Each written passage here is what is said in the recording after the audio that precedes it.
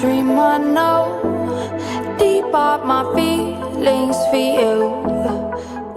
Hello viewers, welcome back to this channel. Thank you all so much for joining us. The headlines: exit of investors from Nigeria, Tinubu said that is a bad omen.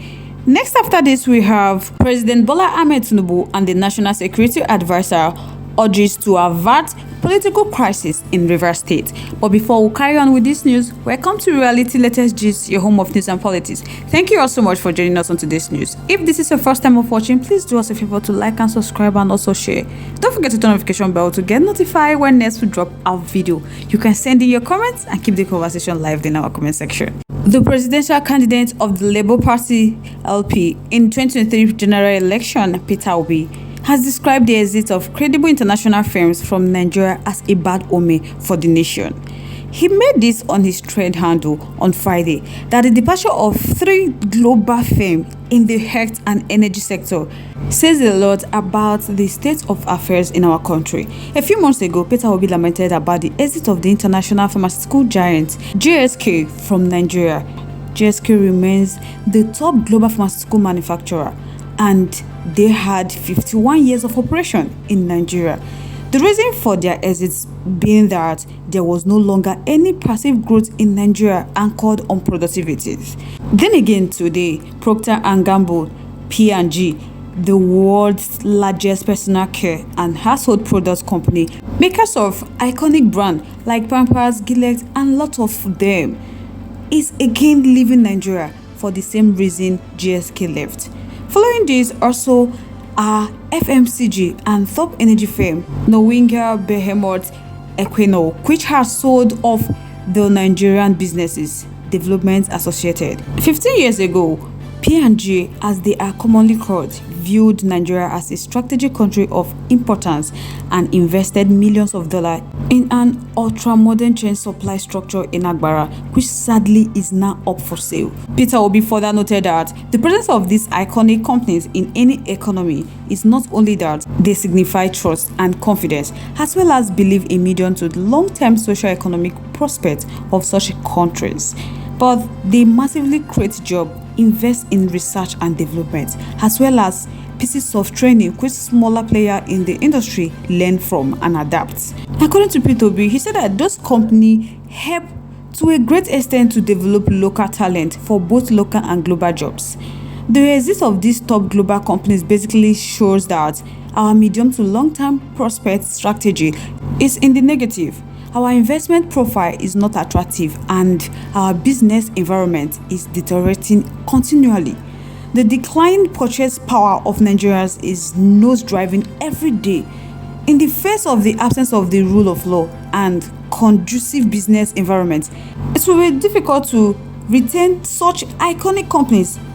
Talk more about attracting new ones. So governments at all levels in Nigeria must therefore take immediate steps to ensure that institutions of governance are put in place and actively engaging to show that the situation is reversed. If transnational corporations are finding it hard doing business in Nigeria, just imagine what small businesses are going through. This could motivate manufacturers to dive into local production of certain products, but will the government do their part to fully encourage them? The worst part is that if another election is slated for tomorrow, people will vote wrongly. Subsidy removal and floating of naira are policies doing so much damage to individuals and businesses in the country.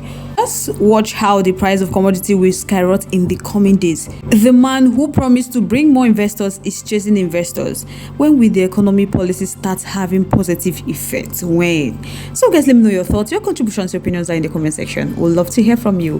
Moving on to the next one. President Bola Ahmed Tinubu and the National Security Advisor Malam Nuhu Ribadu have been urged to take steps to avert outbreak of political crisis in Rivers State. The Ariwa leader in the south, Alhaji Musa Saidu, said that an outbreak of political crisis in the state will make mess of effort by the federal government to attract investors to the country, since the economy of the country is largely built around oil in the Niger Delta. Rivers State is the energy corridor of Nigeria and spread to the Gulf of Guinea through the Bonny River, so it must be protected by federal government from political crisis. The President Bola Ahmed Tinubu should call his Minister of Federal Capital Territory Wike to order, since he started fighting Governor Sim Fubara there has been tension in the state. People are afraid of what will happen in River State. The crisis in River State will be bigger than what some think it will be if the current situation is allowed to get out of hand. There is underground massive build-up against Same Fubara. They just will not surrender to this. They don't want crisis in River State. There is peace in Bayelsa, and they want that peace in River State. If there is crisis in River State, it will be disruptive to the economy of the country because the crisis will spread across Niger Delta. So I do recall that it took the judge of River State 24 years to wait peacefully for the governorship seat to get to them. So they will not submit easily to any move to dislodge them from government house when it is their turn. And somebody is plotting to remove Fubara, that he don't see how it's going to work. Musa said that President Bola Ahmed Tinubu should convince Nigerians by his action that he has no hand in the ugly political development in River State by either calling his Minister of FCT to order, and if he fails to comply, he should sack him or ask him to resign, because Nigerians need the peace in River State. The federal government should not allow Abuja be the ground to plot crisis for River State. People are being invited to Abuja, holding meetings all about Governor Same Fubara. And this is happening at a time federal government is inviting investors to come to the country, that he don't think any serious investor will come when there is crisis in River State and the Niger Delta. The investors' confidence the federal government is building should not be scattered. The peace that took time to be built in River State should be sustained. There is tension in River State and it can lead to anything. And federal government cannot push out governor so easily. They all know this. And the judges have taken it as a battle. The minister should resign. I think Nyesom Wike, that he should resign from office, or President Bola Ahmed Tinubu should sack him. Because if the federal government allows Abuja to be the base to plot crisis for River State, the effects may rub on the system.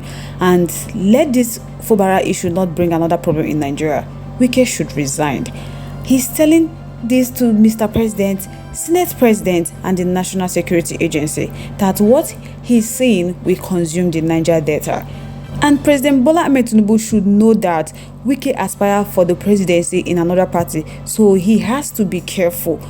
That hope this is not a ploy to destroy President Bola Ahmed Tinubu's government to make way for another candidate by the next election.